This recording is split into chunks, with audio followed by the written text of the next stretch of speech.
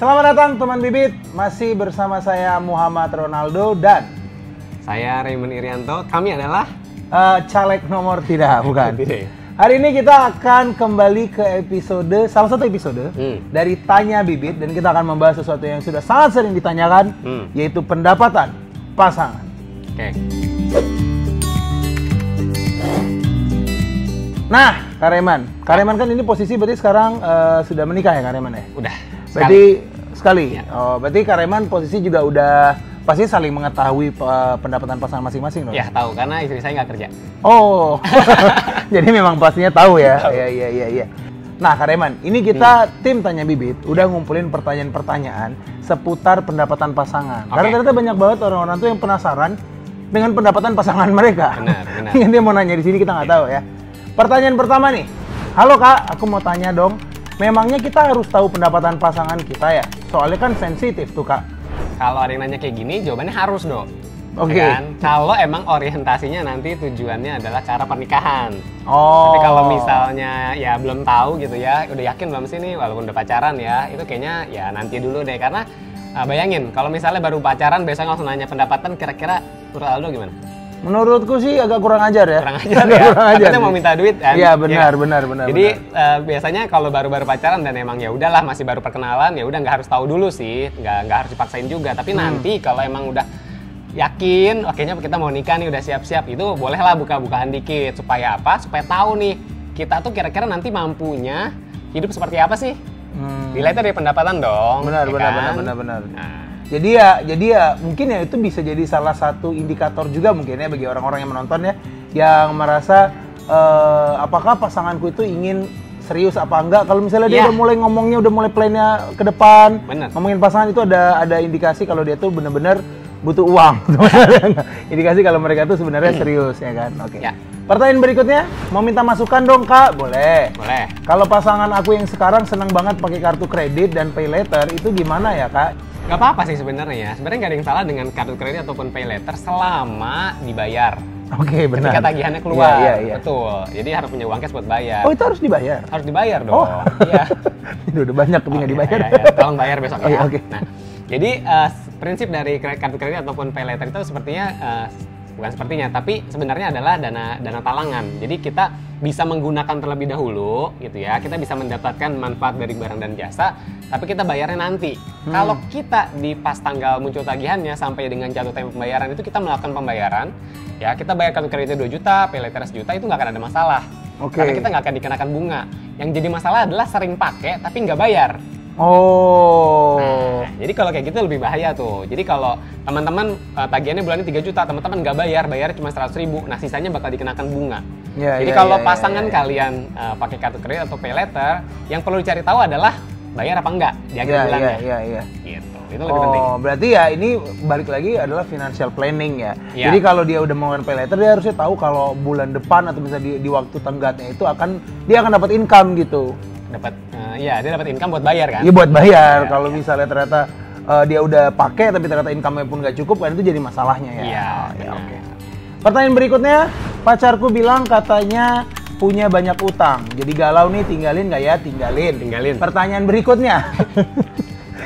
Ini pandangan Kak Raymond gimana nih? Kalau ada seorang wanita yang galau karena si pria punya banyak hutang. Ini biasanya susah dong, karena tinggalin ya gampang, kita ngasih tahu tinggalin, tapi kalau dia terlanjur sayang gimana? Waduh.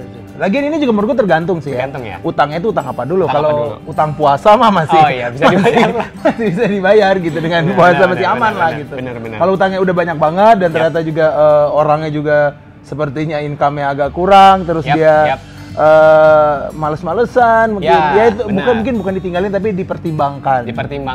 Karena konsekuensinya kalau kita tahu dia banyak utang, kalau kita yes nih ya akhirnya menikah, kita harus siap tuh nanggung bareng. Betul. Utangnya. Nah, kalau nggak siap, ya mendingan dipikirin dulu, diselesaikan dulu sebelum menikah. Nanti kalau udah menikah, udah nggak punya utang, udah enak. Benar sekali. Pertanyaan berikutnya, kita udah pakai bibit bareng nih buat nabung dana menikah. Kalau nggak jadi nikah, uangnya aman nggak sih Kak? Uangnya aman, tapi omongan mertua belum tentu, ya kan? Itu yang harus diingat. Benar. Gitu. Kalau aman nggak aman, ingat kalau bibit bareng teman-teman. Jadi kita misalnya aku nih, kita nggak mau menikah ya Dok ya. Iya. Contoh aja. Misalnya contoh. kita pakai bibit bareng. Aku misalnya nabung nih 1 juta, Aldo juga nabung 1 juta. Total portofolio kita jadi 2 juta.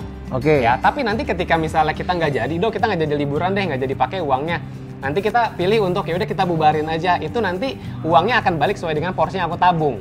Oh. Balik ke aku 1 juta, ke Aldo juga nanti 1 juta karena itu kepemilikannya tetap masing-masing, tapi secara portofolio digabung. Oh, berarti anggaplah misalnya jumlahnya beda.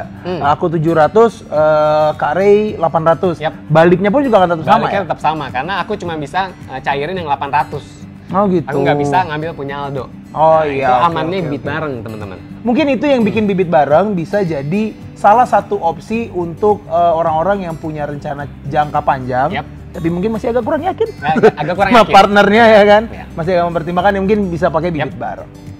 Pertanyaan berikutnya, kalau gaji aku dalam kurung cewek ternyata lebih gede dari pasanganku dalam kurung cowok, apakah bisa jadi masalah ke depannya?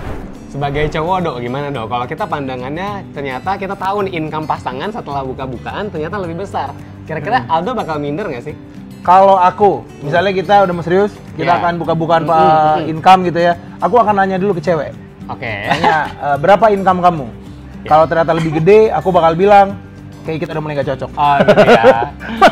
Langsung kabur, langsung takut. Ya. Karena kalau aku sendiri kan mungkin orangnya masih cukup konvensional ya. Aku sendiri masih cukup concern kalau misalnya si pasangan itu cewek itu gajinya lebih besar daripada aku gitu. Setidaknya mungkin kalau dia besar aku harus punya motivasi lebih untuk lebih gede lagi gitu. Benar. Kalau dijadikan motivasi, aku setuju Dok. Karena ya benar, kita jadinya, wah, gua harus bisa lebih tinggi nih karena gua kepala keluarga gitu ya. Tapi banyak yang ngerasa minder biasanya. Apalagi tahu gitu gajinya tuh lumayan jauh jaraknya. Ya. Gitu. Nah, jadi bakal jadi masalah tergantung kita menyikapinya, teman-teman ya. Jadi kalau misalnya kita rencananya adalah untuk menikah ke depannya gitu ya, kita emang udah punya satu visi, satu tujuan. Sebenarnya mau lebih kecil atau lebih besar itu bisa jadi nggak jadi masalah selama kita berdua sama-sama saling menghormati, saling menghargai gitu ya. Karena yang jadi masalah biasanya gini, ketika udah menikah, udah tahu gitu ya income ceweknya lebih besar.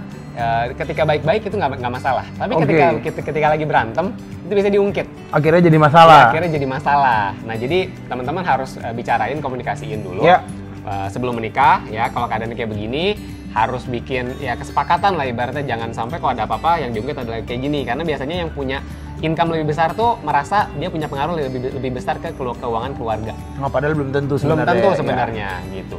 Jadi ya pintar-pintarnya aja. Ini lah ya. balik lagi adalah komunikasi dan persetujuan bersama. Persetujuan bersama. Oke, pertanyaan berikutnya nih ada yang bertanya, Kak mau nanya, kalau misalnya pasanganku ini orangnya tidak rajin menabung atau pelupa, itu gimana ya? Kira-kira kedepannya bisa jadi masalah atau enggak? Nah, kalau pelupa sebenarnya sekarang, apalagi zaman sekarang kayaknya udah banyak banget dimudahkan dengan teknologi. Ya. Ya, kalau pengen investasinya reksadana dan pengen nggak kelupaan, pakai auto debit aja. Benar nggak? Oke, benar. Oh, Ya. auto debit itu berarti dia kayak otomatis ketarik gitu ya? Yep, benar. Kalau auto debit, uangnya langsung ditarik pada tanggal yang udah kita tentukan dan reksadana yang kita pilih untuk dibeli. Oke. Itu udah meminimalisir lupa tuh. Jadi tinggal set sekali aja di depan. Setiap tanggal 25 misalnya tinggal pakai Bank Jago atau pakai GoPay. Ya. Itu tiap tanggal 25 itu bakal langsung dididak tuh, Dok. Jadi kita udah auto invest. Itu berarti tanggalnya kita yang menentukan ya? Kita yang menentukan, bebas. Ini mungkin bisa jadi solusi juga buat orang-orang yang kebiasaan menabungnya itu masih belum ada gitu ya. Yap. Jadi karena kan kadang tuh suka, aduh nabung ntar di akhir aja lah, sisanya berapa mau aku tabung. Biasanya tuh akhirnya tuh selalu nggak ada gitu akhirnya. Benar. Akhirnya paling benar tuh ya nabung di awal, dan itu tuh supaya ingat ya pakai auto debit. Auto debit. Tuh. Oke, Di bibit. di bibit. Ya. Karena ini video bibit. Iya, bibit. Bibit aja.